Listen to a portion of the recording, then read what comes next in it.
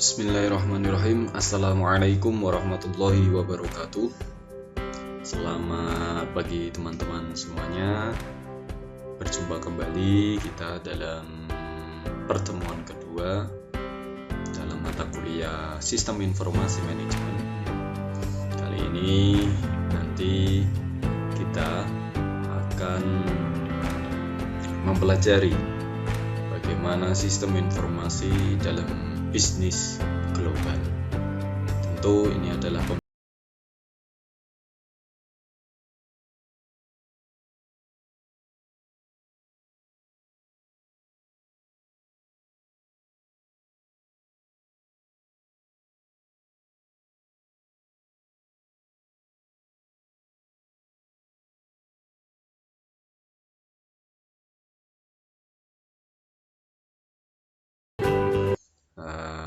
pada pagi hari ini yang akan kita baca adalah surat Al-Infitor. Silakan teman-teman membuka Al-Quran di rumah masing-masing. Baik teman-teman, kita mulai. A'udzu billahi minasyaitonir rajim. Bismillahirrahmanirrahim. إذا السماء انفطرت وإذا الكواكب انتثرت وإذا البحار فجرت وإذا القبور بعثرت علمت نفس ما قدمت وأخرت يا أيها الإنسان ما غرك بربك الكريم الذي خلقك فسواك فعدلك في أي سورة ما شاء ركبك كلا بل تكذبون بالدين وإن عليكم لحافظين كراما كاتبين يعلمون ما تفعلون إن الأبرار لفي نعيم وإن الفجار لفي جحيم يصلونها يوم الدين وما هم عنها بغائبين وما أدراك ما يوم الدين ثم ما أدراك ما يوم الدين يوم لا تملك نفس لنفس شيئا والأمر يومئذ لله صدق الله العظيم. Baik teman-teman, alhamdulillah kita sudah membaca surat Al-Infitor pada pagi hari ini. Semoga dengan membaca, mengistiqomahkan membaca Al-Quran setiap memulai perkuliahan menjadikan kita mudah menerima ilmu, mudah memahami, dan tentu semoga menjadikan ilmu yang kita pelajari selama ini membawa manfaat bagi kita semua. Amin ya rabbal alamin. Baik teman-teman,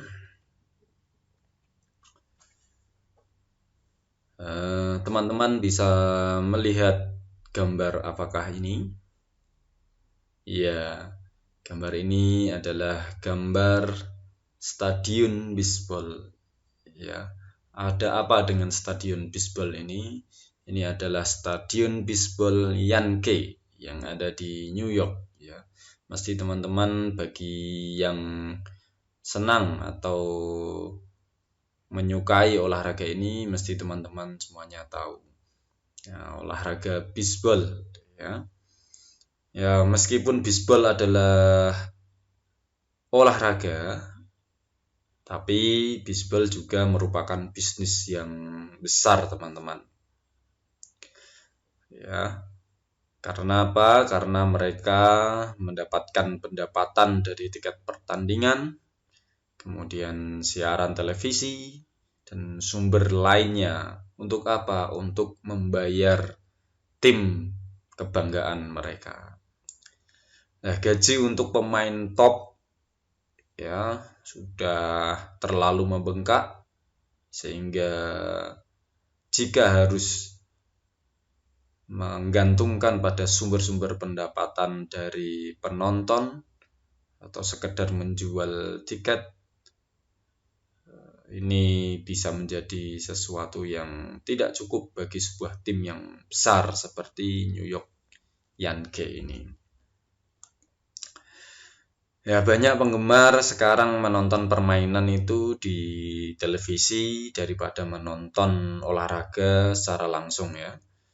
Ya, tidak hanya olahraga sebenarnya, tapi juga di permainan atau hiburan-hiburan lainnya, seperti misalnya adalah konser atau yang lainnya. Sekarang sudah banyak para peminat atau para penyuka game-game, ya, akhirnya mereka lebih senang mendapatkan hiburan di rumah daripada menonton langsung kegiatan-kegiatan seperti ini. Nah, salah satu cara untuk menjaga stadion tetap penuh dengan penonton, maka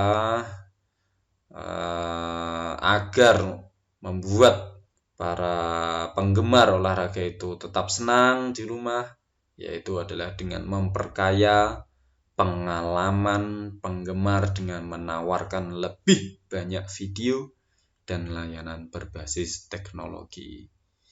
Kemudian Pak Saifuddin mengambil gambar ini mengingatkan kepada kita bahwa New York Yankees membangun Stadium Yankee yang baru dan mereka telah merubah segalanya. Stadion Yankee yang baru ini sebenarnya sudah dibuka sejak tahun 2009 ya, tapi mereka menawarkan pengalaman tidak sekedar pertandingan biasa. Ini adalah sebuah visi di masa depan. Stadion ini adalah stadion yang paling terhubung di dunia, ya, memiliki kemampuan video tinggi di semua lapangan, ya, meskipun stadion ini memiliki desain yang mirip ketika dibangun awal tahun 1923, namun interiornya kini memiliki lebih banyak ruang dan fasilitas, termasuk penggunaan video dan teknologi komputer yang lebih intensif. Ya.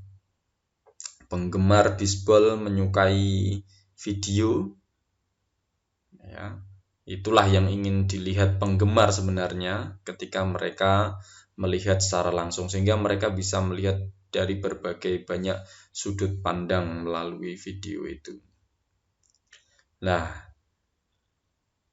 Yankee atau Stadion Yankee telah memasok teknologi komputer dan jaringan untuk stadion ini luar biasa dengan biaya yang cukup banyak, ya. Di seluruh stadion termasuk aula besarnya ada museum Yankee, kemudian restoran di dalam stadion, ya. Kemudian ada 1.200 monitor HDTV, ya, atau High Definition Television Panel. Ya, ini adalah teknologi TV datar, ya, yang menampilkan liputan pertandingan secara langsung, kemudian skor olahraga terkini, kemudian ada juga arsip dan video sorotan, ya, kemudian promosi pesan, ada iklan-iklan, kemudian ada berita cuaca, pembaruan lalu lintas, dan seterusnya. Luar biasa. Dan juga ada monitor besar di tengah lapangan, ya, yang lebarnya 101 kaki dan tingginya 59 kaki. Nah, di akhir pertandingan, monitor ini memberikan informasi lalu lintas terkini dan petunjuk arah ke pintu keluar stadion terdekat. Ya, monitor ini dirancang untuk mengelilingi penggemar secara visual sejak mereka memasuki stadion, terutama saat mereka menyimpang dari pandangan langsung lapangan bola. Ya, ketika teknologi yang menyebar luas ini memastikan bahwa para penggemar kepingin makan atau kepingin minum atau membeli hamburger atau soda, nah, mereka tidak pernah melewatkan pertunjukan karena sudah tersedia monitor atau layar yang besar dan sangat jelas. Nah, tim Yankee juga mengontrol semua monitor secara terpusat dan menawarkan konten yang berbeda pada setiap monitor. Kemudian pengawas ada di mana-mana, di sekitar restoran, bar, toilet, dan di dalam ada 59 suite mewah untuk pesta. Nah, jika pemain Yankee ingin meninjau permainan untuk melihat bagaimana dia bermain, ya juga tersedia monitor di ruang video tim yang akan menampilkan apa yang ia lakukan dari sudut manapun. Setiap pemain Yankee juga memiliki komputer di lokernya masing-masing. Jadi luar biasa, para pemain juga punya monitor di lokernya masing-masing. Wah, suite mewah memiliki ponsel layar sentuh atau touchscreen yang digunakan oleh penggemar yang kaya saat memesan makanan dan barang dagangan. Ya. Di pusat bisnis stadion, teknologi konferensi video interaktif juga terhubung ke perpustakaan di Bronx dan ke lokasi kota New York lainnya. Ya, rumah sakit juga ada. Pemain dan para eksekutif akan dapat melakukan konferensi video dan berbicara dengan penggemar sebelum atau sudah pertandingan. Nantinya juga data dan video dari stadion ini akan dikirimkan ke televisi rumah penggemar masing-masing. Luar biasa, terkoneksi ke TV rumahnya para penggemar dan juga di perangkat selulernya, di HP-nya. Ya, di dalam stadion, penggemar di setiap kursi juga akan dapat menggunakan ponsel mereka untuk memesan ya tayangan ulang atau memesan makanan. Jika mereka memiliki iPhone, ada aplikasi namanya Venewing ya, memungkinkan mereka berkomunikasi dengan penggemar lain di game tersebut. Jadi mereka bisa saling terhubung antara penonton satu dengan penonton yang lainnya dan mereka bisa berkomunikasi. Mungkin barangkali juga bisa berkenalan. Ya. Ya, The Yankee ini juga memiliki situs web sendiri namanya yankes.com di mana para penggemar dapat menonton pertandingan Yankees secara online, kemudian memeriksa skor pertandingan, mencari tahu lebih banyak tentang pemain favorit mereka, membeli tiket pertandingan dan atau sekedar berbelanja topi ya. Ya, situs yang dimiliki oleh Yankee ini juga menampilkan pertandingan-pertandingan yang lain di mana mereka bisa bermain game secara online ya, baseball fantasi ya. Jadi ya mereka bisa bermain seakan-akan mereka sebagai tim dalam permainan ini. Nah, tantangan yang dihadapi New York Yankees ini dan tim baseball lainnya ini menunjukkan mengapa sistem informasi begitu sangat penting saat ini, teman-teman. Baseball ini kalau di Amerika ini ada liga utama yang merupakan bisnis sekaligus olahraga dan tim seperti Yankee ini ya memang perlu mengambil pendapatan dari pertandingan agar tetap eksis dalam bisnis mereka, menggaji para pemain top mereka dan seterusnya. Nah, harga tiket yang naik, penonton di stadion menyusut, ya, olahraga juga harus bersaing dengan hiburan yang lain, termasuk game-game online. Nah, ini memperlihatkan bahwa teman-teman sistem informasi begitu bergerak masif di seluruh dunia. Kalau perusahaan tidak bisa mengikuti model sistem informasi yang ada di dunia, kemungkinan mereka akan tertinggal jauh ya. Bahkan sekedar grup olahraga atau kelompok olahraga ternyata juga menggunakan sistem informasi manajemen seperti yang dilakukan oleh New York Yankees ini. Nah, penting juga dicatat bahwa teknologi ini mengubah cara orang ya menjalankan bisnis mereka. Termasuk yang menjadi contoh pada pagi hari ini adalah sistem Yankee Stadium ya, atau Stadion Yankee ini menyampaikan bahwa ada sebuah alur penting dalam sebuah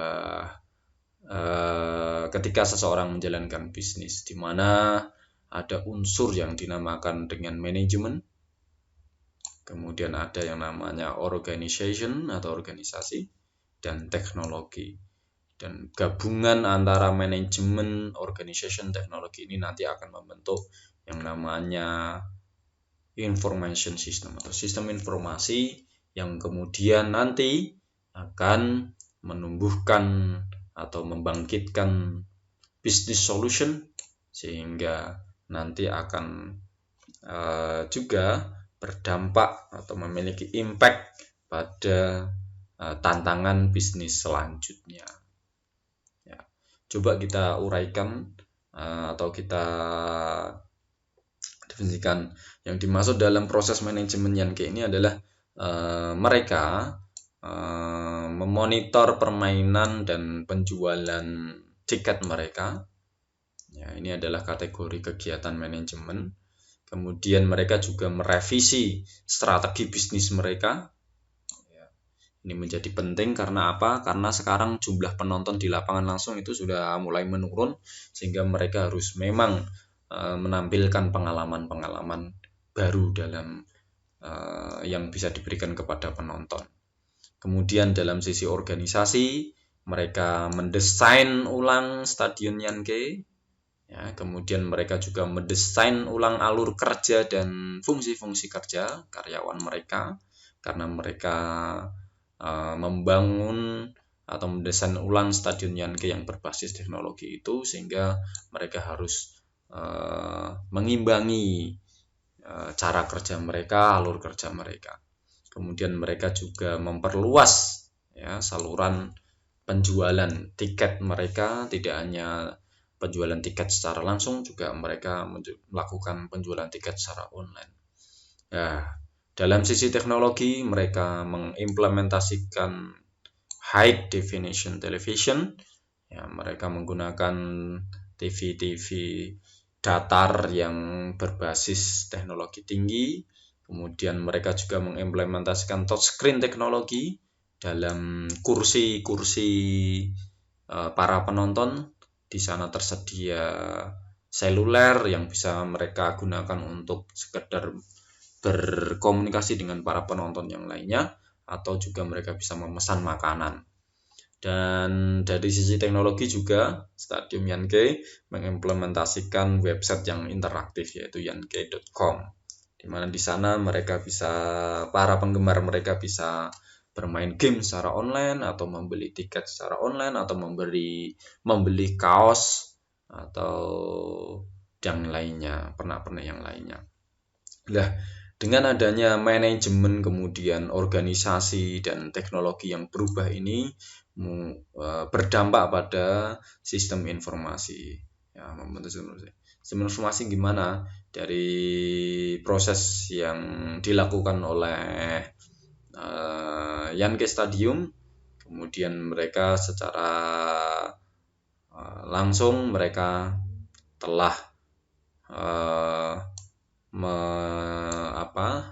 menampilkan liputan game melalui media baru. Jadi tidak hanya melalui berita televisi saja, tapi mereka juga mengupgrade-nya melalui website mereka. Kemudian mereka juga menyediakan layanan baru yang sangat interaktif. Kemudian mereka juga menyediakan informasi-informasi online yang sangat menyenangkan. Nah, sehingga dampak dari sistem informasi ini kemudian berdampak pada peningkatan keuntungan atau peningkatan pendapatan. Nah, dengan model seperti ini juga akan berdampak pada tantangan pada bisnis selanjutnya, bisnis di lingkungannya apa? yang menjadi tantangan bisnis itu adalah new source of competition. Jadi menjadikan sumber kompetisi yang baru. Ya, teknologi telah merubah segalanya sehingga kompetisi harus tetap dilakukan. Kompetisi baru yang susah ditebak ini akan terus berlangsung. Kemudian declining customer base, menurunkan basis customer. Jadi dengan adanya sistem informasi juga para pelanggan tidak harus bertemu dengan produsen atau penyedia layanan. Ya, kalau di sini para penggemar tidak harus menonton secara langsung di lapangan, tapi mereka juga bisa menontonnya secara online. Kemudian juga increasing cost, meningkatkan biaya dengan sistem informasi yang berdampak pada peningkatan pendapatan, ternyata juga harus diimbangi dengan biaya yang meningkat pula, biaya yang tinggi pula. Nah, sekarang apa peran dari sistem informasi dalam bisnis saat ini? Ya, ini menjadi pertanyaan yang secara tidak langsung harus kita jawab, karena dengan perubahan-perubahan sistem informasi yang saya sampaikan tadi, dengan contoh Yankee Stadium tadi, ini menunjukkan bahwa memang dalam bisnis saat ini sistem informasi perannya sangat dibutuhkan. Teman-teman, jika melihat data ini, teman-teman akan tahu betapa pentingnya sistem informasi itu. Ini bukan lagi soal bisnis yang biasa di dunia atau ekonomi global di dunia, namun bisnis saat ini menghabiskan lebih banyak kebutuhan di bidang sistem informasi, ya, perangkat lunak, kemudian peralatan telekomunikasi. Ya, mereka menghabiskan bermiliar-miliar dolar ya untuk meningkatkan sistem informasi mereka. Bahkan data tahun 2020 menurut laporan Gartner ada pengeluaran yang unik di dunia, yaitu adalah pengeluaran keamanan cyber global. Ya, hanya sekedar keamanan sistem informasi saja mereka menggelontorkan bisnis-bisnis global ini sudah menghabiskan lebih dari 1.800 triliun. Luar biasa, teman-teman. Nah, sebenarnya ini dulunya itu dipelopori oleh di Amerika ya. Di Amerika saat itu sekitar awal tahun 2010 ya, bisnis Amerika itu sudah menghabiskan 562 miliar untuk perangkat keras sistem informasi, perangkat lunak, peralatan telekomunikasi ya. Mereka juga menghabiskan lebih dari 800 miliar lagi untuk bisnis konsultasi saja, teman-teman. Jadi konsultasi serta layanan manajemen yang sebagian besar melibatkan perancangan ulang operasi bisnis perusahaan ya, untuk memanfaatkan teknologi yang digunakan. Nah, data ini menunjukkan bahwa sebagai seorang manajer, sebagian besar dari kita akan bekerja untuk perusahaan yang secara intensif menggunakan sistem informasi dan melakukan investasi besar dalam teknologi informasi. Anda tentu pasti ingin tahu bagaimana menginvestasikan uang ini dengan bijak, kan? Ya, jika Anda membuat pilihan yang bijak, perusahaan Anda dapat maju lebih pesat. Namun jika Anda membuat pilihan yang buruk, Anda akan membuang-buang modal yang berharga. Nah, sehingga nanti saya akan menyampaikan ternyata sistem informasi harus diimbangi dengan yang lainnya. Apa itu? Oke, nanti ya. Jadi bagaimana sistem informasi ini luar biasa. Data menunjukkan bahwa pengeluaran keamanan cyber global sampai detik ini sudah mencapai 1.840 triliun ya. Dan ini akan diprediksi tumbuh terus ya setiap tahun ya, yakni sekitar 120,93 miliar, luar biasa. Nah, bagaimana sistem informasi mengubah bisnis? Nah, pertanyaan selanjutnya setelah kita tahu peran sistem informasi itu, ya, bagaimana sistem informasi yang mengubah bisnis itu? Ya, teman-teman bisa mengamati data yang saya sediakan. Ini adalah data dari Newzoo tahun 2019 bahwa pengguna smartphone di tahun 2019 kemarin sudah mencapai 3,8 miliar pengguna smartphone di dunia ya. Jumlah pengguna smartphone secara global terus meningkat dari tahun ke tahun ya. Pada tahun 2019 setidaknya terdapat 3,2 miliar pengguna, naik 5,6% dari tahun sebelumnya, sementara jumlah perangkat aktif yang digunakan mencapai 3,8 miliar unit ya, smartphone. Nah, Tiongkok menjadi negara dengan jumlah pengguna smartphone terbesar, yaitu negeri panda ya. Negeri panda ini menguasai 27% dari total pengguna smartphone dunia. Dari total pengguna sepanjang tahun lalu, populasi pengguna yang aktif secara online di dunia sekitar 4,12 miliar pengguna. Nah, tahun 2022 diperkirakan jumlah pengguna smartphone akan mencapai 3,9 miliar pengguna. Pertumbuhan ini akan digerakkan oleh region-region atau bagian yang sedang berkembang termasuk Timur Tengah, Afrika, Amerika Latin, dan Asia Tenggara. Nah, Indonesia saat ini juga sudah mulai bermain di smartphone juga. Nah, Anda bisa melihat ya hasil pembelajaran besar-besaran di sekitar Anda setiap hari. Coba jenengan amati cara orang melakukan bisnis. Lebih banyak akun smartphone ya atau Android yang mereka gunakan daripada saluran telepon rumah yang mereka pasang. Kemudian ponsel, iPhone, Android, email, dan konferensi online melalui internet semuanya telah menjadi alat bisnis yang penting ya. 89 juta orang di Amerika juga mengakses internet menggunakan perangkat seluler, dan hampir setengah dari total populasi pengguna internet ya.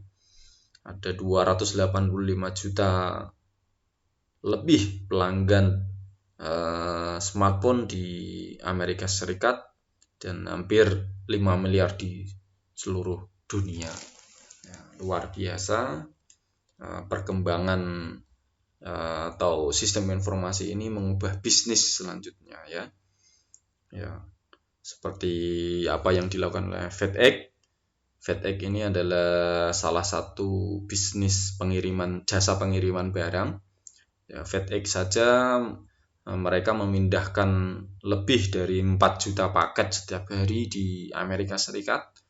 Sebagian besar itu hanya dipindahkan hanya malam saja ya. Teman-teman tentu tahu ya, perusahaan FedEx itu perusahaan yang besar yang terkenal. Ada lagi juga yang terkenal yaitu UPS atau United Parcel Service. Itu mereka memindahkan lebih dari 15 juta paket setiap hari di seluruh dunia.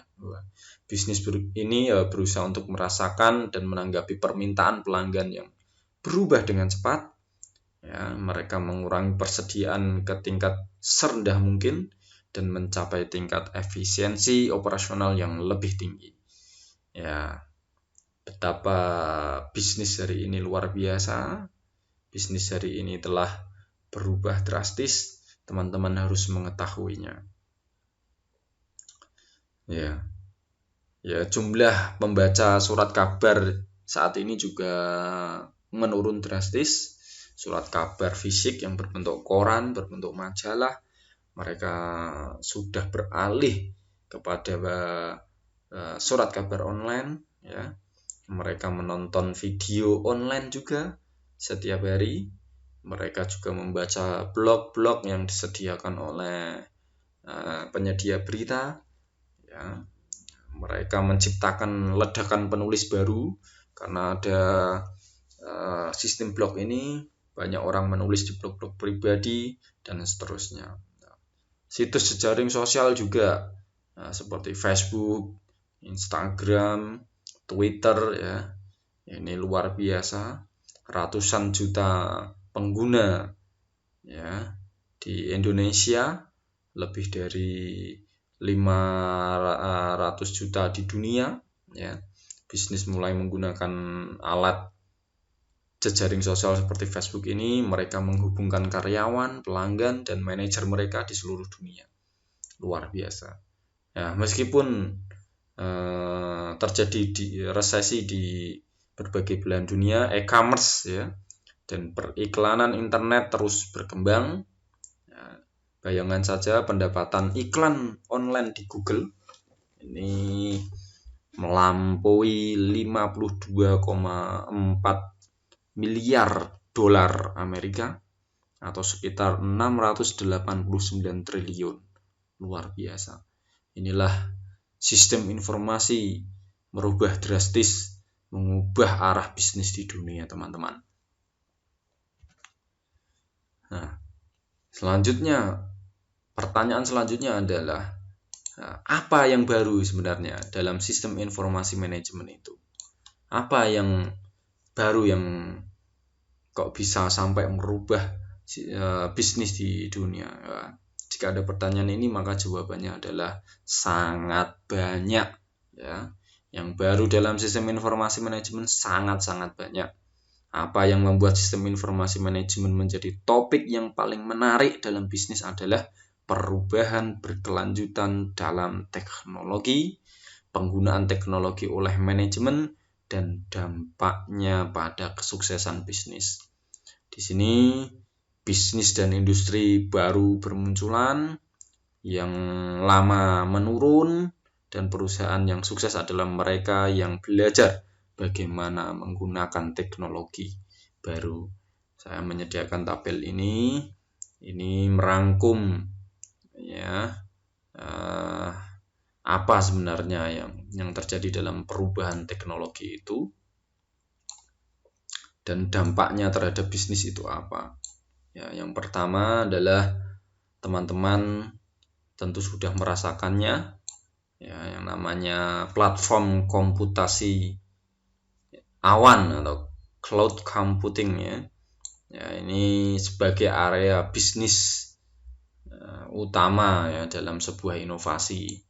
Ya, apa dampaknya terhadap bisnis?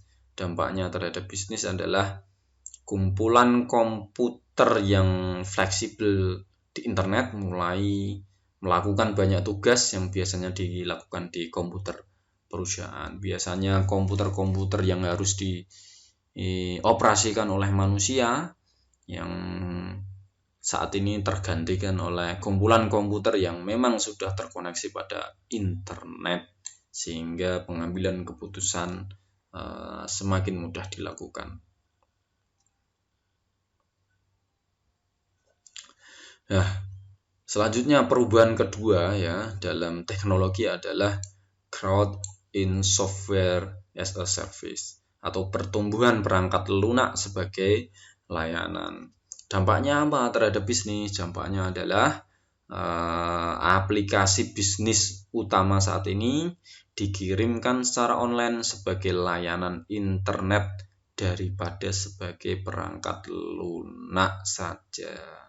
Jadi aplikasi bisnis utama saat ini itu dikirim secara online semua, memakai layanan internet. Kalau zaman dulu kan hanya perangkat lunak seperti PC komputer yang berhenti sehingga membutuhkan kustomisasi di berbagai lini.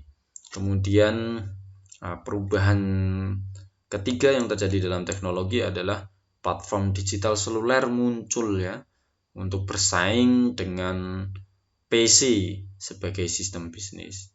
Jadi mobile digital platform bersaing dengan PC komputer yang ada di kantor-kantor. Ya. Seperti dampaknya apa terhadap bisnis? Wah, luar biasa dampaknya.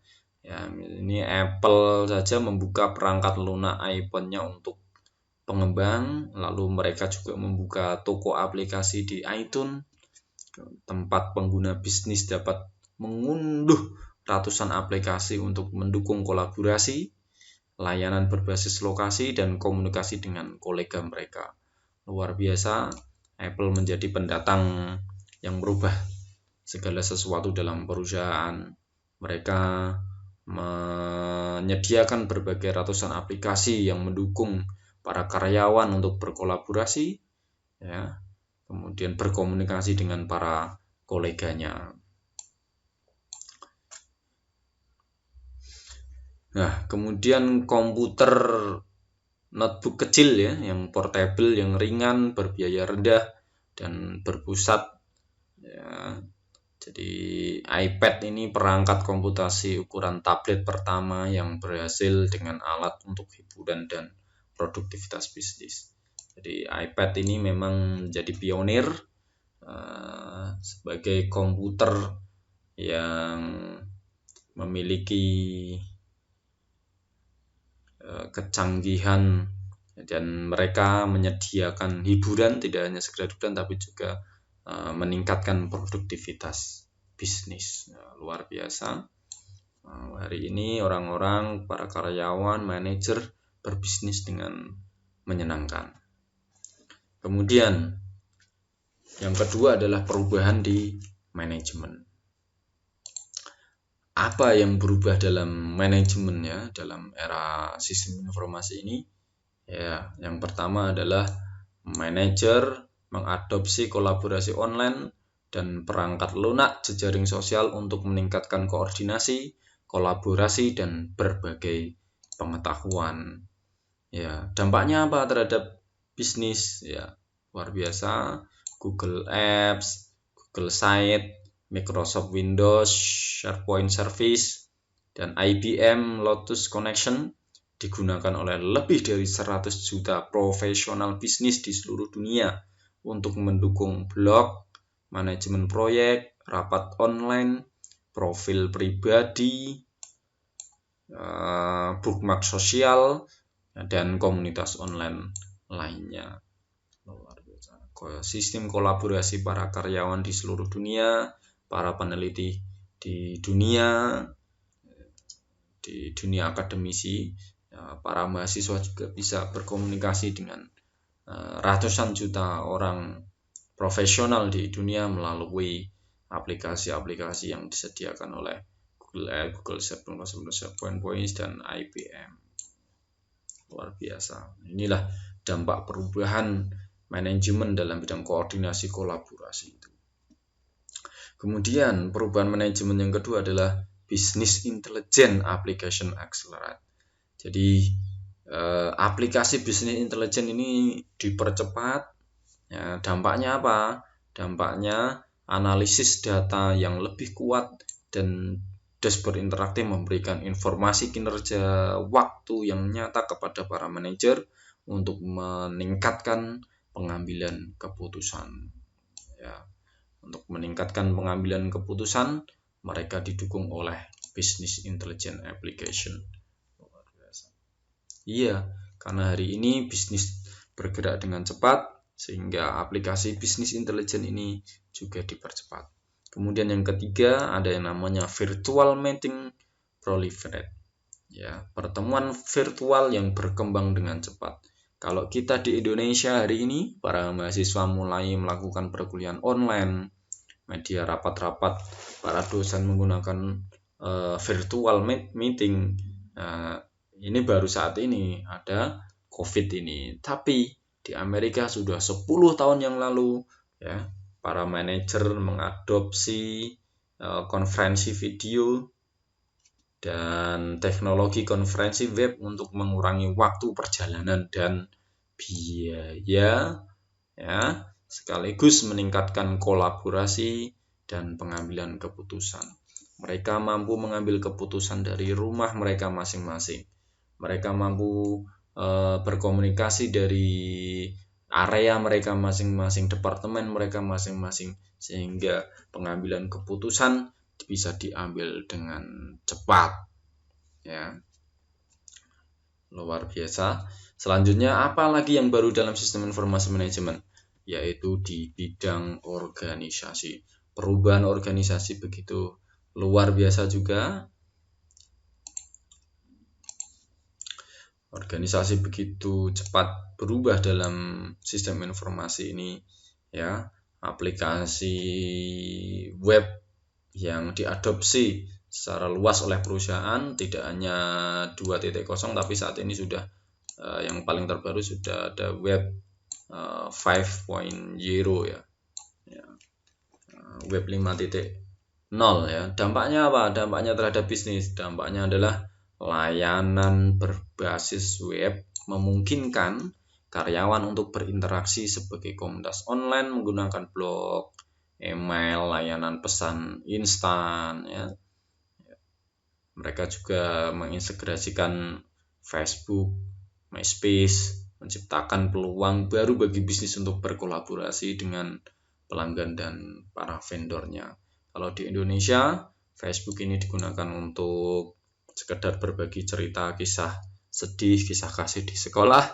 Tapi kalau di Amerika, ini digunakan untuk berkolaborasi di bidang bisnis, baik dengan pelanggan maupun dengan para vendor mereka. Ya. Kemudian dalam perubahan organisasi yaitu ada telework gains momentum in the workplace. Ya. Nah, telework mendapatkan momentum di tempat kerja. Apa itu telework? Telework itu adalah bekerja dengan jarak jauh. Ya, dampaknya apa? Dampaknya adalah internet, notebook, iPad, iPhone, BlackBerry, yang Android kalau sekarang ya. Ini memungkinkan semakin banyak orang untuk bekerja jauh dari kantor mereka. Ya. Kalau di Amerika ini sudah ada 55% ya, bisnis di Amerika Serikat memiliki beberapa bentuk program kerja jarak jauh. Kalau di Indonesia ada WFH, ada WFO, ini kan sekarang karena COVID. Kalau di sana sudah 55% bisnis di Amerika menggunakan program kerja jarak jauh. Ini sudah sejak tahun 2010 yang lalu. Luar biasa. Nah, kemudian kreasi masih dalam perubahan konteks organisasi adalah co-creation of business value. Kreasi bersama dalam nilai bisnis ya. Dampaknya apa? Dampaknya sumber nilai bisnis itu bergeser dari produk ke solusi dan pengalaman dari sumber internal ke jaringan pemasok dan kolaborasi dengan pelanggan. Ya. Jadi supply chain atau rantai pasokan dan pengembangan produk ini lebih global dan kolaboratif daripada zaman dulu. Jadi pelanggan membantu perusahaan menentukan produk dan layanan baru. Sekali lagi, pelanggan membantu perusahaan. Konteksnya ini adalah konteks berorientasi pelanggan, tidak hanya para karyawan yang bisa memberikan masukan kepada perusahaan, bekerja untuk perusahaan, tapi pelanggan justru membantu perusahaan menentukan produk dan layanan baru mereka. Ya. Sekarang adalah Anda tadi sudah melihat beberapa tren kerja ya, yang jutaan manajer yang sangat bergantung pada platform digital seluler untuk mengkoordinasikan pemasok dan pengiriman, memuaskan pelanggan, mengelola karyawan mereka ya. Kemudian pertanyaan selanjutnya adalah tantangan dan peluang globalisasi di dunia datar. Ya, kalau bicara tentang dunia datar, saya teringat sejarah Columbus ya pada tahun 1492 saat itu. Apa yang telah lama dikatakan oleh para astronom, dunia itu bulat, lautan itu bisa berlayar dengan aman, bisa kembali kepada titik semula. Ternyata dunia dihuni oleh orang-orang dengan bahasa-bahasa yang berbeda. Karena apa? Karena mereka hidup dalam isolasi antara satu sama lainnya. Mereka tidak terkoneksi antara wilayah satu dengan wilayah lainnya. Sehingga banyak bahasa di dunia, banyak budaya di dunia, dan seterusnya. Nah, perdagangan dunia yang terjadi setelah pelayaran Columbus itu mendekatkan masyarakat dan budaya ini. Revolusi industri benar-benar merupakan fenomena di seluruh dunia yang didorong oleh ekspansi perdagangan antar negara. Pada tahun 2005, kalau teman-teman pernah membaca tulisan Thomas Friedman itu yang mengatakan dunia itu saat ini udah datar ya. Tahun 2005 Friedman mengatakan itu dunia sekarang itu datar. Yang dimaksud datar itu bukan bumi yang bulat dikatakan datar, tapi karena adanya internet dan komunikasi global yang telah sangat mempengaruhi keuntungan ekonomi dan budaya negara-negara maju. Nah, Friedman berpendapat bahwa Amerika Serikat, kemudian negara-negara Eropa yang sedang berjuang untuk kehidupan ekonomi mereka, mereka bersaing untuk mendapatkan pekerjaan, pasar, sumber daya, bahkan ide-ide. Ya, kalau di Indonesia dengan kekayaan alam yang luar biasa, harusnya kita mampu bersaing untuk mendapatkan ini semua. Karena modalnya kita lebih kuat ya.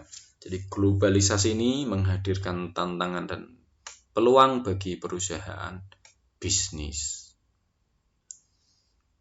Ya, saya sengaja mengambil gambar antara prosesor Intel sama AMD ini adalah, saya ingin bercerita bahwa persentase pertumbuhan ekonomi Amerika dan negara industri maju Eropa, Asia juga, itu bergantung pada impor dan ekspor teman-teman.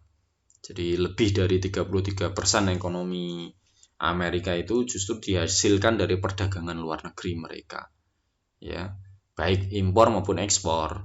Ya, di Eropa dan Asia kayak kita ini jumlahnya sudah lebih dari 50% malah. Ya.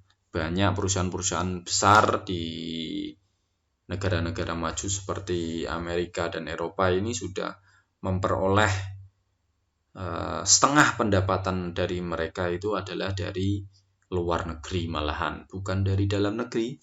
Ya, mereka bisa meraup keuntungan yang banyak justru dari luar negeri. Melalui apa? Melalui ekspor dan impor mereka. Nah, misalnya ya, lebih dari setengah pendapatan Intel ya. Intel ini prosesor di salah satu prosesor yang terkenal. Saya yakin teman-teman komputernya juga memakai ini. Kalau nggak Intel ya AMD ini ya. Ya. Lebih dari setengah pendapatan Intel itu sebenarnya adalah penjualan mikroprosesornya itu dari luar negeri ya. Lebih dari 90% PC yang diproduksi di Cina itu menggunakan chip Intel atau AMD ya, Advanced Micro Design yang buatan Amerika ya. Namun juga sebaliknya, ternyata banyak mainan anak-anak yang dijual di Amerika itu adalah diproduksi oleh Cina semua. Nah, sehingga ini menunjukkan bahwa tantangan dan peluang globalisasi dunia datar ini semakin luas, semakin ketat. Saya yakin tidak hanya perubahan itu tantangan itu terjadi di dunia produk saja, barang saja, tapi nanti juga akan berdampak pada pekerjaan ya. Sekarang sudah banyak orang-orang luar negeri yang bekerja di negara kita, juga orang-orang kita yang bekerja di luar negeri. Ya.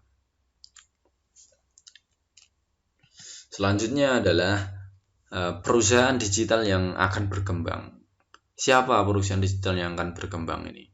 Ya, semua perubahan yang baru saya jelaskan tadi, ditambah dengan desain ulang organisasi, ya, telah menciptakan kondisi perusahaan digital sepenuhnya. Ya, perusahaan digital dapat didefinisikan dalam beberapa dimensi. Perusahaan digital itu perusahaan tempat hampir semua hubungan bisnis penting organisasi dengan pelanggan, pemasok, dan karyawan diaktifkan dan dimediasi secara digital.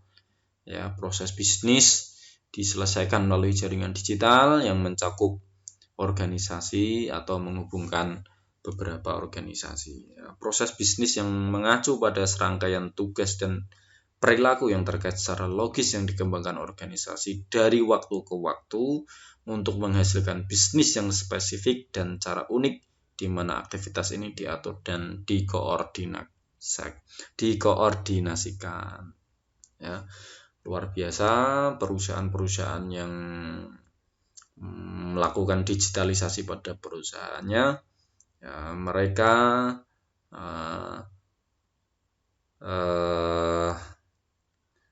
mengembangkan produk baru, menghasilkan memenuhi pesanan, membuat rencana pemasaran mereka, memperkerjakan karyawan mereka melalui proses bisnis yang bisa dijadikan sebagai kekuatan kompetitif. Ya. Nah, perusahaan digital ini ya merasakan dan merespon lingkungan mereka jauh lebih cepat daripada perusahaan tradisional. Kenapa? Ya, karena mereka memberi lebih banyak fleksibilitas untuk bertahan di masa-masa sulit. Ya, seperti di saat ini, saat COVID terjadi, nyatanya perusahaan banyak yang gulung tikar karena mereka tidak siap dengan digitalisasi.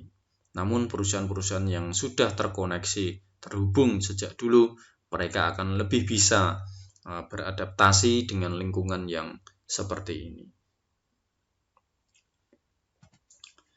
Selanjutnya, tujuan strategi bisnis. Ya, maksudnya tujuan strategi bisnis ini adalah dalam sistem informasi. Apa tujuan-tujuan strategi bisnis dalam sistem informasi itu? Ya, yang pertama, nah, sebelum saya membahas tujuan ini, apa yang membuat sistem informasi begitu penting saat ini, ya?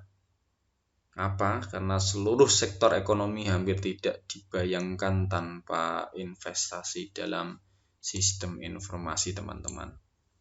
Ya, ketika perusahaan e-commerce seperti Amazon, eBay, Google, e-Trade, ya, tanpa sistem informasi ini tidak akan ada perusahaan digital itu. Ya, industri jasa saat ini, keuangan, asuransi, layanan pribadi, misalnya kayak perjalanan wisata, obat-obatan, pendidikan, rumah sakit, ya tidak bisa beroperasi tanpa namanya sistem informasi. Ya, contoh saja seperti retail Walmart, ya, serta perusahaan-perusahaan besar lainnya. Ya, mereka memiliki gedung yang tinggi, mereka dengan lift. Ya, ini sudah berubah arah menuju teknologi informasi, bukan gedungnya yang semakin dibesarkan, tapi adalah fondasi bisnisnya yang dibesarkan. Apa itu? Yaitu dengan sistem informasi. Nah, secara khusus perusahaan bisnis berinvestasi besar-besaran dalam sistem informasi itu adalah untuk mencapai tujuan ini. 6 tujuan ini menjadi tujuan utama dalam penganggaran sistem informasi. Ya, pertama itu ada keunggulan operasional, ya, keunggulan produk, layanan, dan model bisnis, kemudian keintiman pelanggan, dan pengambilan keputusan yang lebih baik, keunggulan kompetitif, dan bertahan hidup. Maksudnya gimana? Oke, kita uraikan satu-satu. Ya, keunggulan operasional yang dimaksudkan dengan keunggulan operasional di sini adalah ketika bisnis terus berupaya meningkatkan efisiensi untuk mencapai profitabilitas yang lebih tinggi, ya, sistem dan teknologi informasi adalah alat yang penting, teman-teman, yang harus tersedia bagi manajer untuk mencapai tingkat efisiensi dan produktivitas yang lebih tinggi dalam operasi bisnis, ya, terutama jika digabungkan dengan perubahan dalam praktik bisnis dan perilaku manajemen yang saya sebutkan tadi. Nah, contohnya adalah Walmart. Walmart itu pengecer terbesar di dunia, bisnis retail yang terbesar di dunia, memberikan contoh kekuatan sistem informasi yang digabungkan dengan praktik bisnis yang brilian dan manajemen yang mendukung untuk mencapai efisiensi operasional kelas dunia. Ya, Walmart ini sempat mencatatkan penjualan mencapai 408 miliar dolar Amerika. Ya, sebagian besar itu karena apa? Karena tautan retailnya. Ya, retail yang secara digital terkoneksi, terhubung kepada pemasoknya setiap di toko Walmart. Ya, segera setelah pelanggan membeli satu barang misalnya, pemasok dapat memantau barang tersebut dan kemudian mereka akan mengirimkan penggantinya ke rak-rak yang tersedia di toko itu. Luar biasa, ketika satu barang terjual, ya, ketika satu barang terjual, maka akan terkoneksi, terhubung langsung kepada distributornya, sehingga distributor bisa mengirimkan barang secara langsung. Apa saja barang-barang yang sudah habis, barang-barang apa saja yang di toko yang sudah terbeli oleh pelanggan, sehingga terkoneksi, benar-benar terkoneksi. Luar biasa. Inilah yang dinamakan dengan keunggulan operasional. Kemudian yang kedua, ya, tujuan strategi bisnis itu adalah produk baru, layanan dan model bisnis. Apa itu maksudnya? Produk baru, layanan dan model bisnis ini, sistem dan teknologi informasi itu memang menjadi alat utama, ya teman-teman, yang memungkinkan bagi perusahaan untuk membuat produk dan layanan baru serta model bisnis yang sama sekali baru malahan. Ya, model bisnis menggambarkan bagaimana perusahaan memproduksi, mengirimkan, menjual produk atau menciptakan layanan-layanan baru mereka. Ya, contoh saja adalah industri musik, teman-teman. Apakah dari teman-teman ini masih ada yang membeli kaset VCD? Ya, sudah tidak. Saya yakin sudah tidak ada. Saya yakin sudah tidak ada. Kenapa? Industri musik saat ini sangat berbeda dengan industri pada tahun-tahun yang lalu.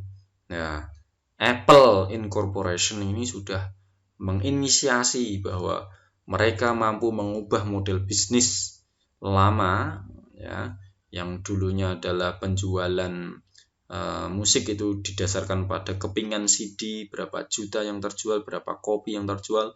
Ya, saat ini sudah berubah menjadi model distribusi legal online, ya, yang menggunakan platform teknologi iPod.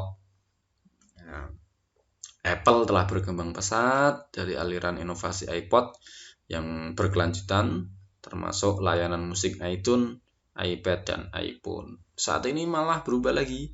Apa, teman-teman? Yaitu dengan menggunakan YouTube. Luar biasa. Sehingga saya memakai platform YouTube ini dalam media pembelajaran, salah satunya adalah mengimbangi tujuan strategis bisnis yang ada di dunia. Nah, tujuan ketiga adalah membangun keintiman pelanggan dan pemasok. Jadi ketika bisnis benar-benar mengenal pelanggannya dan melayani mereka dengan baik, ya, pelanggan itu biasanya merespon dengan kembali lagi dan membeli lebih banyak. Camkan, teman-teman, bahwa ketika pelanggan, ya, ketika bisnis, ya, benar-benar mengenal pelanggannya, melayani mereka dengan baik, maka biasanya pelanggan akan merespon dengan kembali lagi, membeli lebih banyak. Nah, ini meningkatkan pendapatan dan keuntungan. Begitu pula dengan pemasok, ya. Semakin banyak bisnis melibatkan pemasoknya, semakin baik pemasok dapat memberikan masukan penting bagi perusahaan, ya. Jadi ini terlihat bahwa ada sebuah hubungan yang intim antara bisnis dengan pelanggan dan pemasok mereka. Ya, contoh adalah Mandarin Oriental, ya, salah satu hotel yang berkelas di dunia. Mereka menggunakan sistem informasi dan teknologi untuk mencapai keintiman pelanggan. Caranya gimana? Hotel ini menggunakan komputer untuk melacak preferensi tamu, seperti preferensi suhu ruangan, jadi terkontrol semua. Pelanggan mereka sedang kepanasan atau tidak, itu sudah terkontrol, langsung terpusat dalam manajemen layanan hotel Mandarin Oriental. Ya, nggak hanya itu, waktu check-in, kemudian nomor telepon yang sering dihubungi, program televisi, atau penyimpanan data ini sudah terkoneksi langsung dengan manajemen. Ya, masing-masing kamar hotel yang ada di Hotel Mandarin Oriental itu sudah terhubung ke komputer server jaringan pusat, sehingga mereka dapat dimonitor atau dikendalikan dari jarak jauh. Ya, saat pelanggan tiba di salah satu hotel Mandarin ini, sistem secara otomatis mengubah kondisi kamar, misalnya meredupkan lampu, mengatur suhu kamar, memilih musik yang sesuai berdasarkan profil digital pelanggan. Luar biasa.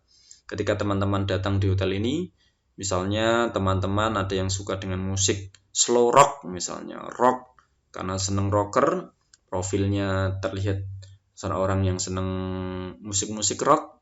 Nah, sehingga otomatis ketika teman-teman masuk dalam hotel ini, musik akan menyambut teman-teman dengan musik-musik rock. Ya, data-data profil pelanggan ini menjadi sangat penting, ya, menjadi alat penting bagi hotel, ya, untuk menganalisis mereka itu mengidentifikasi pelanggan terbaik mereka, mengembangkan kampanye pemasaran individual berdasarkan preferensi pelanggan. Luar biasa teman-teman, betapa sistem informasi menjadi tujuan strategis bisnis. Tujuan selanjutnya yang keempat adalah pengambilan keputusan yang lebih baik.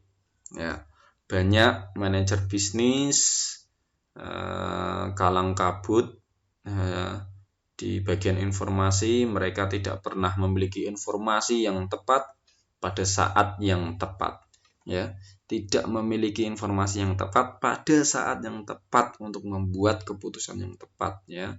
Ini repot ini kalau seperti ini, ya. Ya, sebaliknya manajer mengandalkan perkiraan saja, tebakan-tebakan terbaik mereka dan keberuntungan. Nah, akibatnya apa? Akibatnya produksi barang dan jasa yang berlebihan atau yang kurang, alokasi sumber daya yang salah, waktu respon yang buruk, dan seterusnya.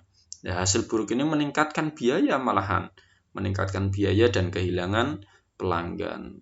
Ya, dalam dekade terakhir ini, sistem dan teknologi informasi telah memungkinkan manajer untuk menggunakan data real time dari pasar saat membuat keputusan. Misalnya ini contoh di sini adalah Verizon Corporation. Itu salah satu perusahaan telekomunikasi terbesar di Amerika Serikat. Mereka menggunakan dashboard digital berbasis web untuk memberikan informasi waktu nyata yang tepat kepada para manajer tentang keluhan pelanggan. Jadi keluhan pelanggan bisa langsung terkoneksi dengan para manajer mereka, ya. Kinerja jaringan untuk setiap lokasi yang dilayani, kemudian pemadaman saluran atau badai petir, ya, yang mana yang rusak, ini terkoneksi semua dengan manajemen. Ya, dengan menggunakan sistem informasi ini, para manajer dapat segera mengalokasikan sumber daya perbaikan ke area yang terkena dampak. Andai saja sistem PLN juga seperti ini, pasti luar biasa, ya teman-teman. Tidak akan ada listrik yang mati. Mana saja titik-titik yang terjadi kerusakan itu terdeteksi semuanya. Ya, sehingga mereka bisa memulihkan layanannya dengan cepat. Selanjutnya adalah tujuan kelima, yaitu tujuan keunggulan kompetitif. Ketika perusahaan mencapai satu atau lebih dari tujuan bisnis, ya, keunggulan operasional, produk layanan dan model bisnis baru, keintiman pelanggan, pemasok, dan penggunaan pesan yang lebih baik, kemungkinan besar mereka telah mencapai keunggulan kompetitif. Ketika mereka tujuan 1 2, 3, 4 terpenuhi, keunggulan kompetitif juga akan tercapai. Ya, kemungkinan besar akan tercapai karena melakukan hal-hal yang lebih baik daripada pesaing mereka, ya. Ya. Menggunakan menjual produk mereka dengan biaya yang lebih sedikit untuk produk unggulan, menanggapi pelanggan dan pemasok secara real time. Semuanya menghasilkan penjualan yang lebih tinggi, yang seperti yang saya contohkan tadi, ada Apple Incorporation, Walmart, dan UPS. Ya, ini menjadi keunggulan kompetitif bagi mereka. Dan tujuan yang terakhir adalah tujuan untuk bertahan hidup. Jadi ketika perusahaan bisnis berinvestasi dalam teknologi informasi, ya, karena apa? Karena mereka itu sebenarnya memiliki kebutuhan untuk bertahan hidup, ya. Misalnya setelah Citibank ya memperkenalkan ATM zaman dulu, tahun 1977, mereka untuk menarik pelanggan mereka melalui layanan yang lebih tinggi, ya, mereka menggunakan atau menyediakan ATM, ya. Saat ini hampir semua bank di dunia memiliki ATM regional. Semua memiliki ATM, terhubung ke jaringan ATM nasional maupun internasional. Seperti Cyrus, ya, Bank Cyrus itu menyediakan layanan ATM kepada nasabah perbankan di seluruh dunia. Oke, teman-teman, yakin teman-teman sudah memahaminya apa itu tujuan strategis bisnis dalam sistem informasi. Sekarang pembahasan selanjutnya adalah perspektif tentang sistem informasi. Ya, sejauh ini kita telah menggunakan sistem dan teknologi informasi secara informal tanpa mendefinisikan istilahnya. Jadi teknologi informasi itu terdiri dari semua perangkat keras dan perangkat lunak yang perlu digunakan perusahaan untuk mencapai tujuan bisnis. Ini tidak hanya mencakup mesin komputer, teman-teman. Jadi ada perangkat-perangkat lainnya, yaitu perangkat penyimpanan, perangkat seluler genggam, sistem operasi Windows, Office, dan lainnya. Sistem informasi ini lebih kompleks dan paling baik dipahami dengan melihat dari perspektif teknologi dan bisnis. Apa itu sistem informasi? Pertanyaannya, apa itu sistem informasi? System information, ya, can be defined technically as a set of interrelated components that collect or retrieve, process, store, and distribute information to support decision making and control in an organization. In addition to supporting decision making, coordination, and control, information system may also help manager and workers analyze problem, visualize complex subject, and create new product. Jadi sistem informasi itu dapat didefinisikan secara teknis sebagai sekumpulan komponen yang saling terkait, yang mengumpulkan atau mengambil, memproses, menyimpan, dan mendistribusikan informasi untuk mendukung pengambilan keputusan dan pengendalian dalam suatu organisasi, ya. Selain mendukung pengambilan keputusan, koordinasi, dan kontrol, sistem informasi juga dapat membantu manajer dan pekerja menganalisis masalah, memvisualisasikan subjek yang kompleks, dan membuat produk baru, ya. Jadi sistem informasi ini berisi informasi tentang orang-orang penting, tempat, dan hal di dalam organisasi atau di lingkungan sekitarnya, ya. Yang dimaksud dengan informasi di sini ya data, teman-teman. Informasi itu data yang telah dibentuk menjadi bentuk yang bermakna dan berguna bagi manusia. Sebaliknya, data adalah aliran fakta mentah yang mewakili peristiwa yang terjadi dalam organisasi atau lingkungan fisik sebelum diorganisir dan diatur ke dalam bentuk yang dapat dipahami dan digunakan. Ya, untuk lebih mudah, ini teman-teman. Jadi ibarat data itu adalah kumpulan dari fakta-fakta mentah ya, yang mewakili peristiwa yang terjadi dalam organisasi. Ini contohnya adalah di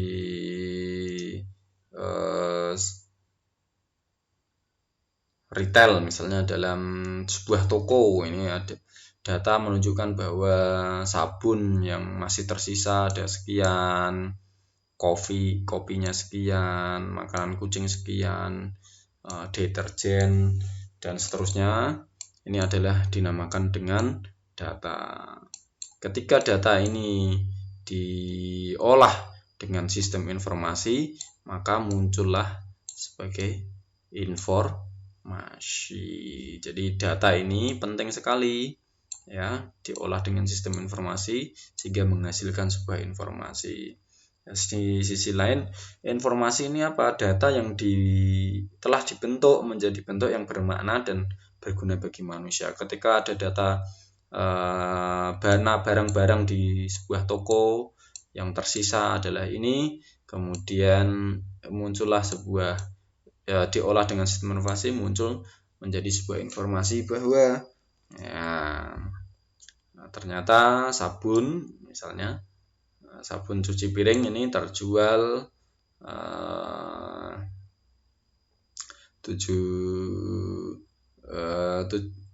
yang masih tersedia sekitar 7.156, sehingga penjualan atau uang yang terkumpul mencapai ini. Nah, ini adalah yang dinamakan informasi. Ketika kumpulan-kumpulan data diolah oleh sistem informasi. Sistem informasi berbasis komputer menggunakan teknologi komputer untuk mengolah data mentah menjadi informasi yang bermakna. Terdapat perbedaan tajam antara komputer dan program komputer di satu sisi dan sistem informasi di sisi yang lain. Di komputer dan program perangkat lunak lainnya adalah dasar teknis, alat dan bahan dari sistem informasi modern. Komputer menyediakan peralatan untuk menyimpan, memproses informasi. Ya, program komputer atau perangkat lunak sekumpulan instruksi pengoperasian yang mengarahkan ya, dan mengontrol pemrosesan komputer. Ya. Nah, suatu sistem informasi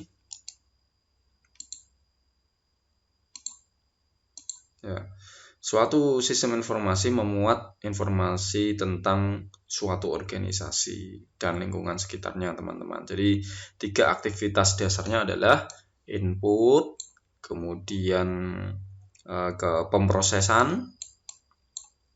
Setelah ke pemrosesan, kemudian output. Ini menghasilkan informasi yang dibutuhkan oleh organisasi. Ini kebutuhan organisasi ini ya. Data yang terinput kemudian diproses, muncullah output. Ini adalah sangat berguna untuk organisasi. Ya, umpan balik keluaran yang dikembalikan kepada orang atau kegiatan sesuai dalam organisasi untuk mengevaluasi, menyempurnakan masukan. Nah, pelakunya siapa? Pelakunya adalah lingkungan. Ya, lingkungan ini seperti siapa? Seperti customer, pelanggan, kemudian supplier, pemasok, ya, kemudian kompetitor, pesaing, ya, kemudian pihak-pihak yang mengatur tentang sistem informasi ini dan stakeholder. Nah, selanjutnya yang kedua adalah dimensi sistem informasi.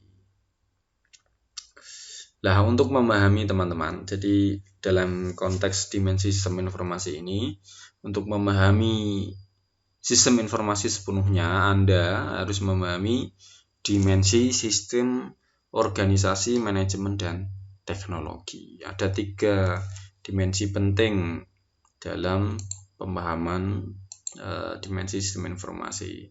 Ada organisasi, ada manajemen, ya, ada teknologi. Ya, ini menjadi penting untuk kita pahami bersama. Dan teknologi informasi yang lebih luas. Ini 3 hal ini memberikan solusi terhadap tantangan dan masalah dalam lingkungan bisnis nanti. Nah, kita harus mengambil sebuah pemahaman bersama bahwa sistem informasi ini sangat luas, ya, sangat luas. Tidak hanya tentang sistem informasi itu sendiri, tapi tentang manajemen dan dimensi organisasi sistem serta dimensi teknis lainnya.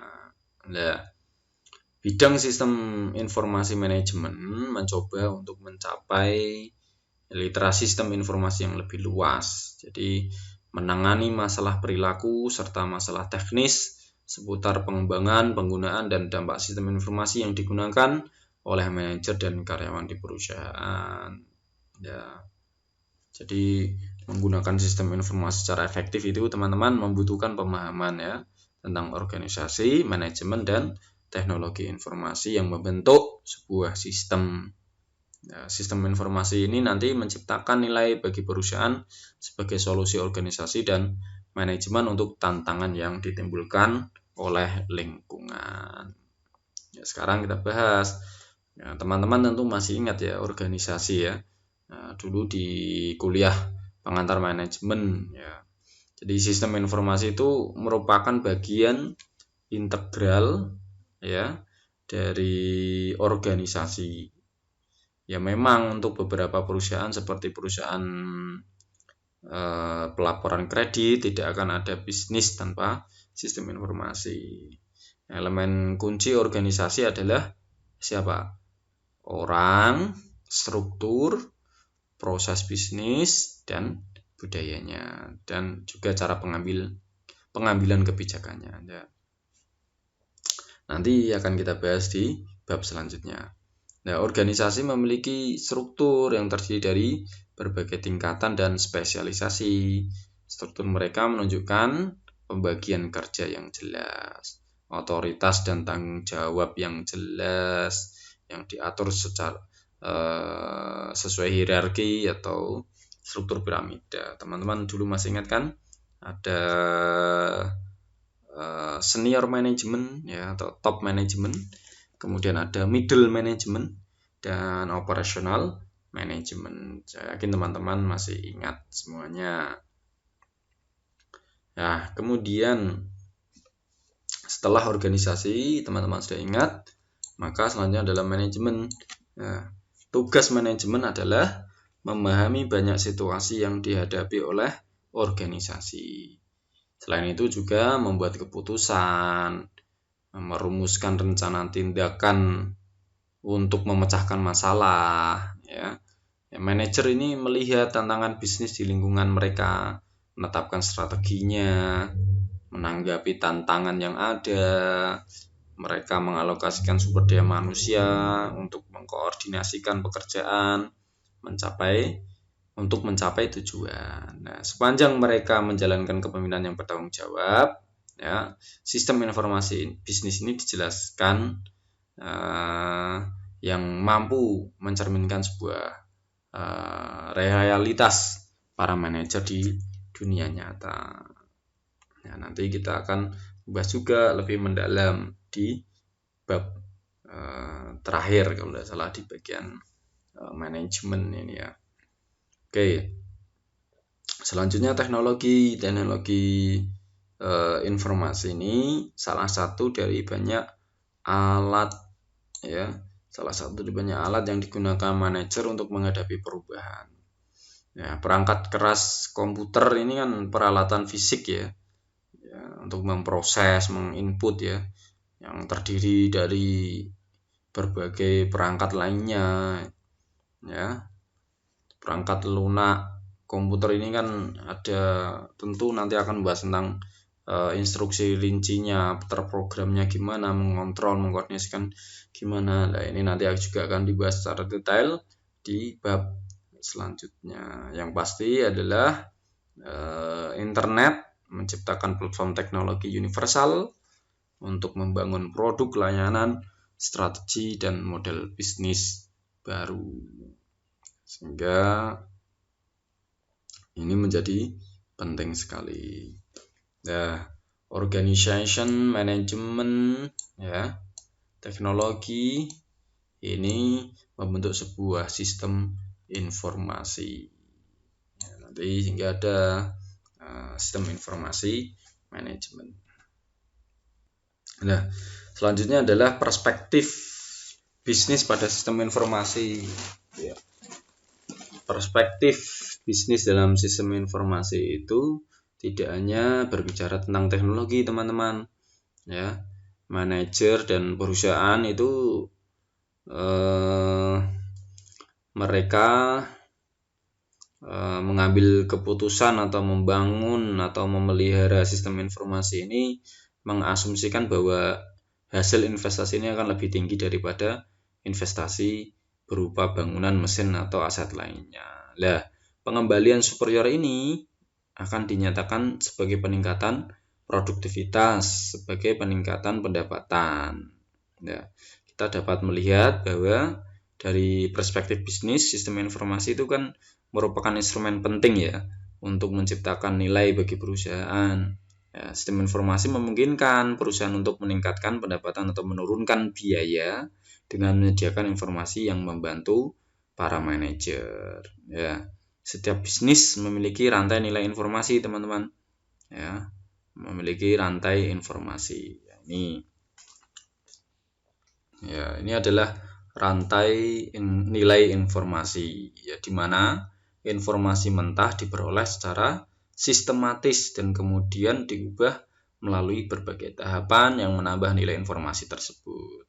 Ya, nilai sistem informasi bagi bisnis serta keputusan untuk investasi dalam sistem informasi baru sebagian besar ditentukan oleh sejauh mana sistem tersebut akan mengarah pada keputusan manajemen yang lebih baik.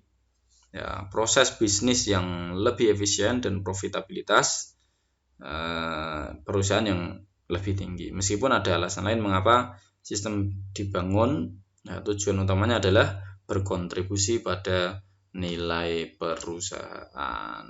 Jadi ketika ada data, transformasi bisnis, diseminasi, ya ini nanti akan melalui proses pengolahan ya, dari sisi fungsi manajemen maupun dari sisi fungsi operasional manajemen. Lalu di fungsi manajemen ada planning, coordinating, controlling, ya, modeling and decision making. Ya, ini aktivitas manajemen secara fungsional ya. Secara operasional ada business process, ada supply chain management,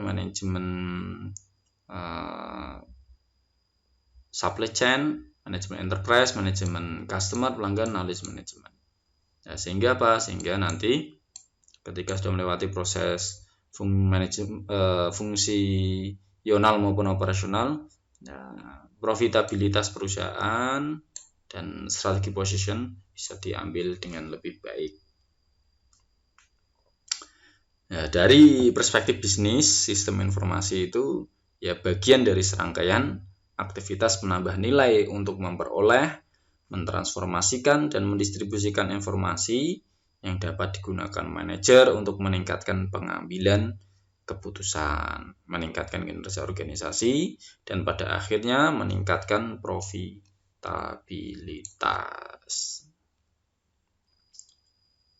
Nah, modal sekarang pembahasannya adalah modal dan model ya.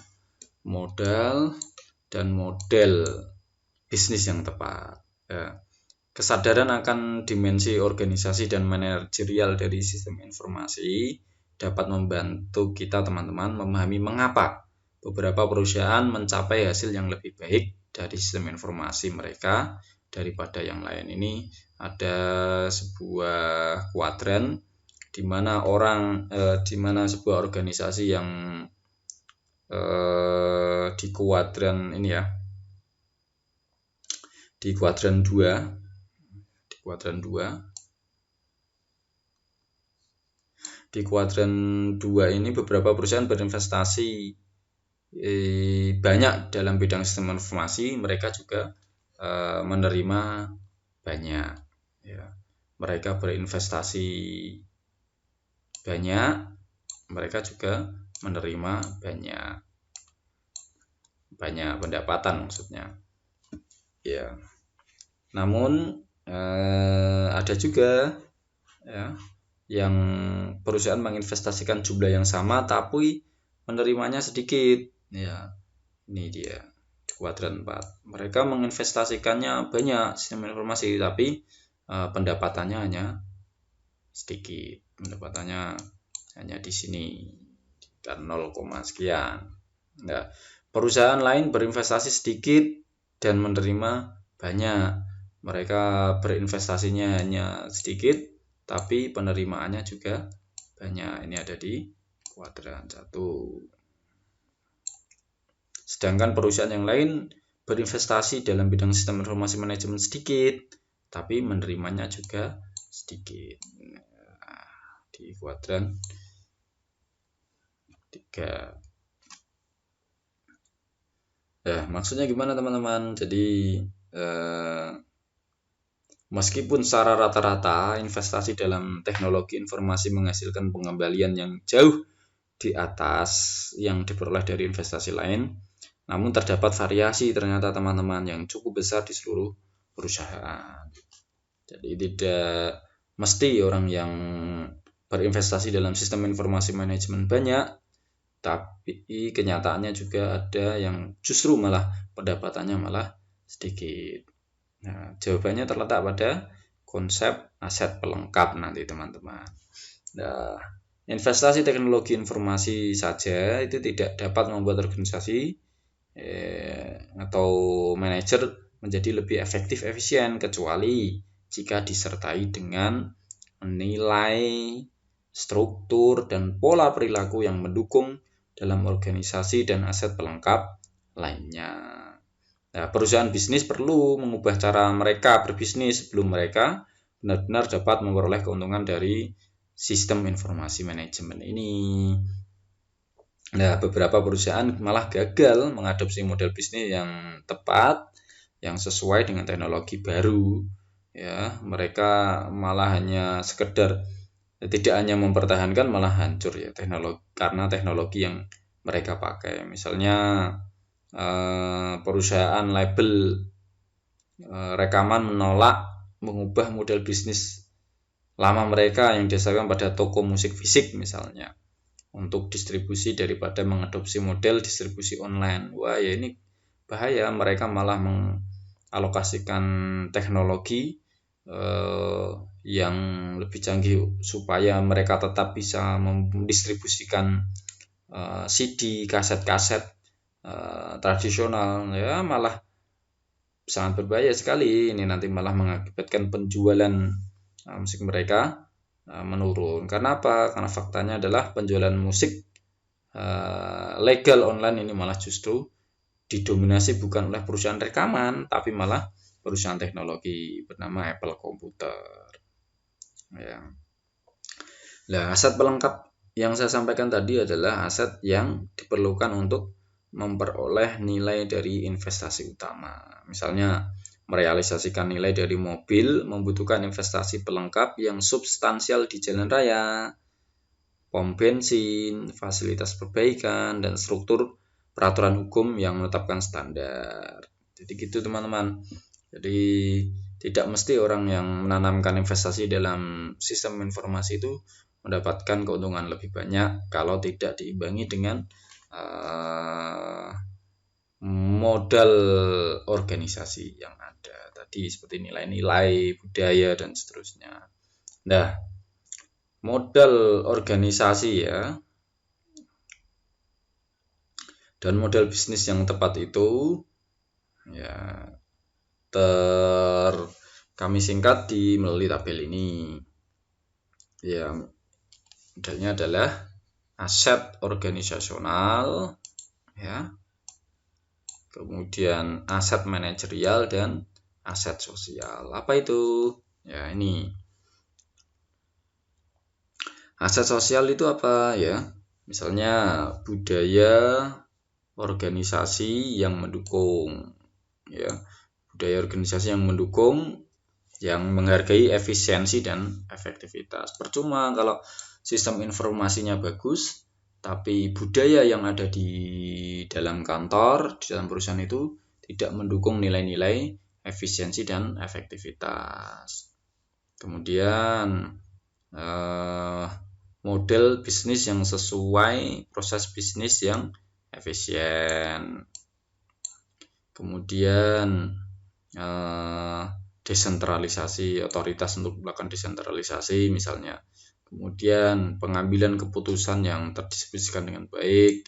Kemudian tim pengelolaan sistem information system yang solid, yang kuat.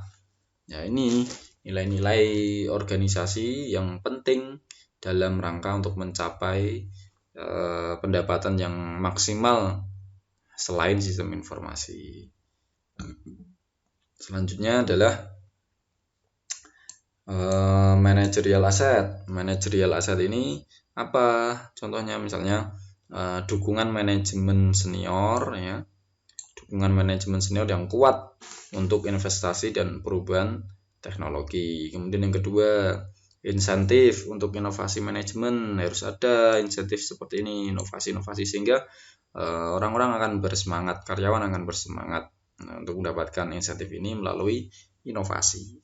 Kemudian kerja tim dan lingkungan kerja yang kolaboratif, tidak saling menjegal satu sama lain, tapi saling berkolaborasi misalnya.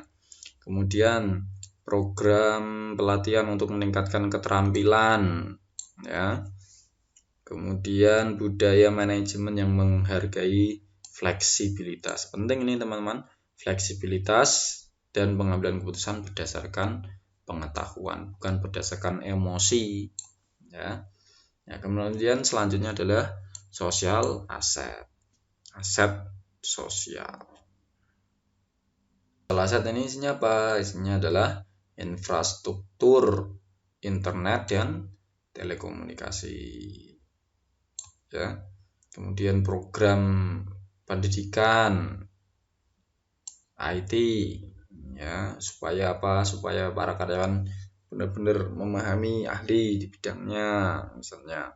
Kemudian standar yang baik, ya, dari pemerintah maupun dari swasta. Kemudian hukum dan regulasi yang ada. Kemudian perusahaan teknologi dan layanan di pasar berdekatan untuk membantu implementasi. Nah, ini aset-aset pelengkap ini penting teman-teman. Tidak hanya sekedar sistem informasi, tapi juga didukung oleh aset pelengkap ini. Nah, pembahasan yang terakhir adalah pendekatan kontemporer sistem informasi. Nah, studi tentang sistem informasi itu kan bidang keilmuan yang multidisiplin teman-teman. Tidak ada teori atau perspektif tunggal yang mendominasi. Jadi ya, karena yang diurus banyak, karena karyawan dan masih ada hubungannya dengan banyak karyawan, banyak orang dengan perspektif yang berbeda-beda, maka ini pendekatan kontemporer dalam sistem informasi itu tidak sekedar teknologi saja, tapi juga dari sisi yang lain. Nah, gambar ini mengilustrasikan disiplin ilmu utama yang menyumbangkan masalah, isu, dan solusi dalam studi sistem informasi. Secara umum, ya, bidang ini dapat dibagi menjadi pendekatan teknis dan perilaku. Sistem informasi ini ya sistem yang sosioteknik, ya. Sistem yang sosioteknik meskipun terdiri dari mesin, perangkat, dan teknologi fisik, ya. Mereka membutuhkan investasi sosial yang seperti saya sebutkan tadi, investasi organisasi, dan intelektual yang cukup besar agar dapat berfungsi dengan baik. Nah, sekarang pendekatan teknis dulu. Apa itu pendekatan teknis ya? Pendekatan teknis dalam sistem informasi itu menekankan model berbasis matematis ya, untuk mempelajari sistem informasi serta teknologi fisik dan kemampuan formal dari sistem ini. Disiplin yang berkontribusi pada pendekatan teknis ini adalah ilmu komputer, jelas ya. Ilmu komputer, kemudian ilmu manajemen ya. Kemudian penelitian operasi atau riset operasi ya. Ini berkontribusi secara penuh kepada pendekatan-pendekatan teknis ini. Komputer berkaitan dengan pembentukan teori komputabilitas, metode komputasi, metode penyimpanan, dan akses data yang efisien. Sedangkan ilmu manajemen menekankan pada pengembangan model pengambilan keputusan dan praktek manajemen.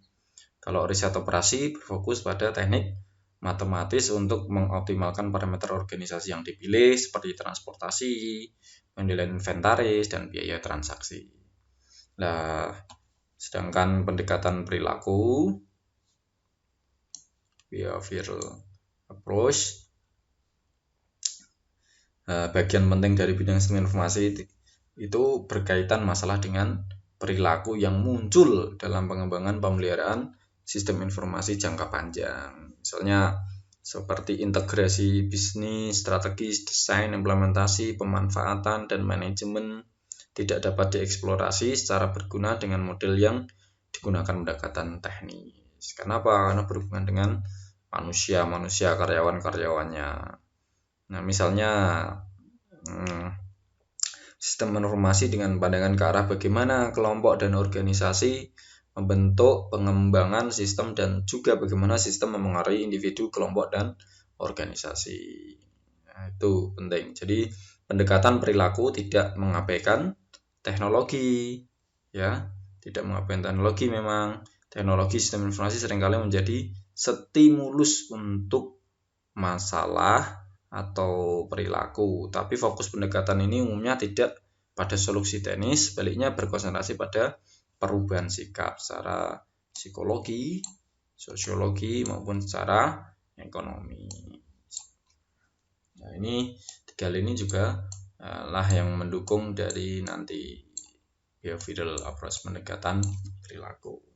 Nah, yang terakhir adalah pendekatan sosioteknik. Tadi pendekatan teknis sudah, pendekatan perilaku sudah, ini adalah pendekatan sistem sosioteknik. Nah, teman-teman seperti yang saya sampaikan tadi bahwa studi tentang sistem informasi manajemen ini muncul untuk fokus pada penggunaan sistem informasi berbasis komputer di perusahaan. Nah, sistem informasi manajemen ini menggabungkan pekerjaan ilmu komputer, ilmu manajemen, dan riset operasi dengan orientasi praktis tadi. Nah, tapi ini juga berkaitan dengan masalah perilaku seputar pengembangan, penggunaan, dan dampak dari sistem informasi yang tadi saya bahas tentang sosiologi, ekonomi, dan psikologi. Nah, maka sebagai akademisi dan praktisi, kita percaya bahwa tidak ada pendekatan tunggal yang secara efektif menangkap realitas sistem informasi. Keberhasilan dan kegagalan informasi itu jarang semuanya bersifat teknis, atau jarang juga semuanya bersifat perilaku. Nah, yang paling baik ya kita harus memahami perspektif dari banyak disiplin ilmu. Ya, ini namanya adalah sosioteknik. Nah, dalam perspektif sistem sosioteknik ini membantu menghindari pendekatan teknologi murni ke sistem informasi. Ya, misalnya fakta bahwa teknologi informasi dengan cepat mengalami penurunan biaya dan pertumbuhan kekuasaan tidak serta-merta atau dengan mudah diterjemahkan ke dalam peningkatan produktivitas atau keuntungan. Fakta bahwa sebuah perusahaan-perusahaan baru ini memasang sistem pelaporan keuangan di seluruh perusahaan tidak berarti bahwa itu akan digunakan atau digunakan secara efektif. Nah, maka tidak ada sebuah solusi terbaik untuk sebuah masalah. Semuanya ini digunakan. Nah, yang namanya adalah pendekatan sosioteknik. Sosioteknik ini menggunakan kedua-duanya, menggunakan pendekatan teknis maupun menggunakan pendekatan perilaku. Ya, mungkin itu teman-teman. Terima kasih atas perhatiannya. Semoga apa yang kita pelajari hari ini benar-benar ada manfaatnya. Sampai bertemu kembali di pertemuan berikutnya. Wabillahi taufik wal hidayah. Wassalamualaikum warahmatullahi wabarakatuh.